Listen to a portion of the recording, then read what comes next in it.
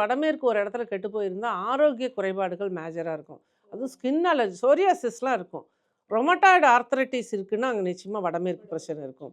அதே மாதிரி skin allergy, அதே மாதிரி இருதயம் ஹார்ட் தொடர்பான இஷ்யூஸு, இது எல்லாமே இந்த வடமேற்கு தான் வச்சுருக்கு. அதே போல் இரத்த உறவுகளுக்குள்ள பிரச்சனை, ஒரு குடும்பத்தில் 2 பிள்ளைங்க 3 பிள்ளைங்க இருக்காங்கன்னா சொத்து பிரச்சனை வரும் அங்கே.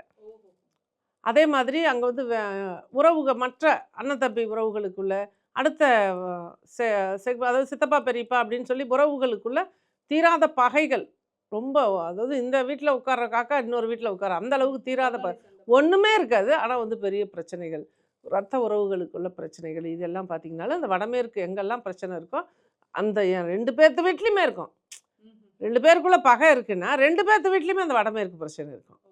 இந்த மாதிரி நிறைய கருத்துக்கள் அந்த வடமேற்கை பற்றி முன் வைக்கலாம். அதில் வந்து கூடுதலாக வந்து கடன்கள் சொல்கிறோம், தொழில் சிறப்பாக செய்ய முடியாத ஒரு சூழ்நிலை. அதே மாதிரி ஒரு குடும்பத்தில் வந்து பெண் வந்து பெண்ணு நம்ம ஒரு இடத்துக்கு கொடுத்துருக்கோன்னு வச்சுங்களேன், அந்த பெண்ணோட குடும்பம் சார்ந்த சில இடங்களில் சம்பந்திகளுக்குள்ள பெரிய பிரச்சனைகள் இருக்கும். குடும்ப உறவு அந்த நமக்கு பெண் கொடுத்துருக்கிற குடும்பத்தின் வாயிலாக நமக்கு சில பிரச்சனைகள் வரும். அந்த பிரச்சனையும் இந்த வடமேற்கு தான் வச்சுருக்கு. இந்த மாதிரி நிறைய கருத்துக்களை சொல்லலாம். 99% எல்லா வீடுகள்லையும் வடமேற்கு தான் பிரச்சனை.